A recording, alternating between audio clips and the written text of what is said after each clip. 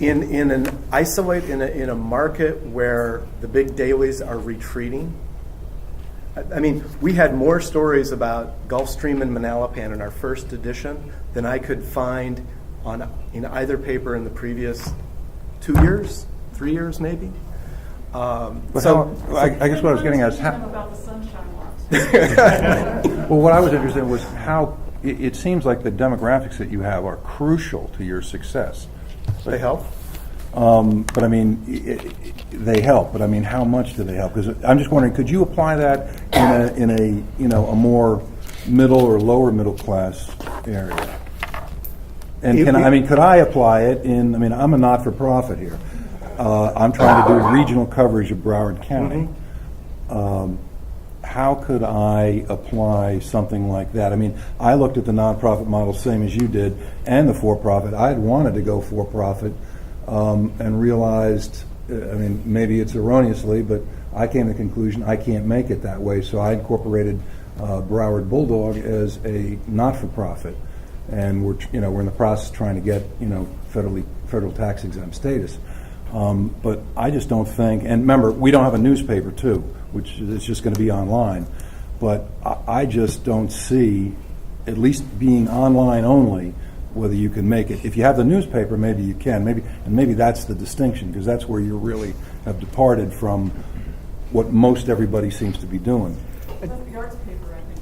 Yeah, I mean, the arts paper is a terrific example. They defined a niche as arts coverage, which I hate to say it, the dailies, just pulled back like mad, and the byline list in here is incredible, and it's a market that there's still an avid, voracious appetite for people who want to know what's going on with the arts.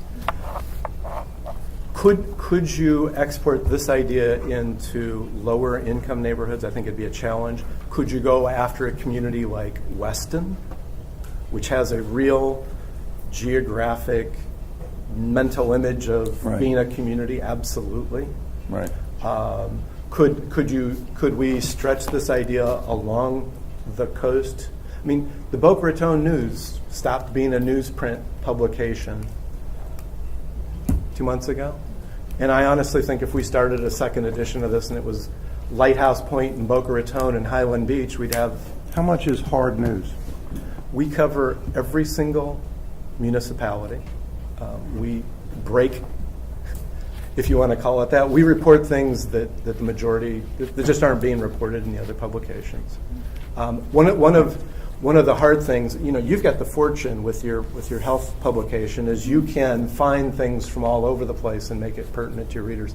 Nobody else is going, they might go to Delray Beach for some of the commission meetings, but they're certainly not going to Gulfstream or Ocean Ridge or something. Right. Well, you see the same niche that I see in Broward, that there's been a major pullback in coverage by both papers. Absolutely. And there's a lot of stuff there that isn't being covered. Yeah. And I will tell you that we've yet to do something big and deep and investigative.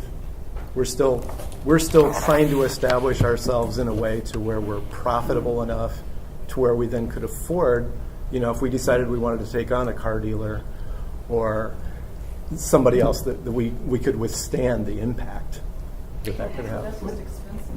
Could I say something? And it's very expensive. Before we go to questions. Okay. There are topics that are inherently profitable. If you haven't looked at it yet, go to Safety Review. He's making a buku of money off of just posting he has no original copy. He just posts other people's stories. It drives me nuts. Politics. People go for that stuff. Does he have to get permission for that? Or? No, it's fair use. I mean, he's just safetyreview.com. SAYFIE review.com. And so he just strings out the headlines and the links, and he's just hauling in the advertising. There is sports. Any sports or politics or celebrity stuff, if you want to make money, that's the way to do it. I tell you, this is not the subject you want to cover if you want to make money.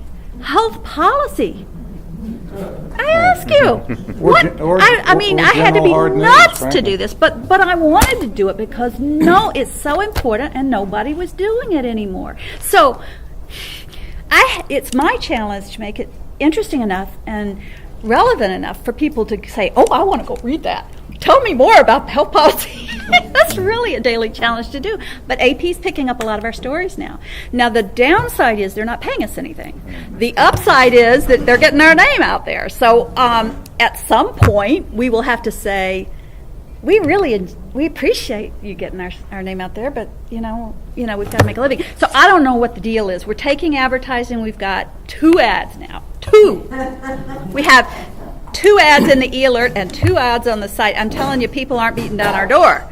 But the people who read us are the wonks who read health affairs. They're the people who have a sick dad and they're just, we have a lot of consumer readers who are very interested in the lack of fairness and justice and access in our system. And so I'm bringing together the docs, the insurers, the hospital people, the wonks, the government people, and the consumers all into one mix. And what I have not done, and what I'm afraid to do, because I don't have enough hours in my day, and I have nobody volunteering to do it, is to let people post whatever they want to say, because Lord help us, the libel, when you're writing about doctors and hospitals, I don't know what to do about it.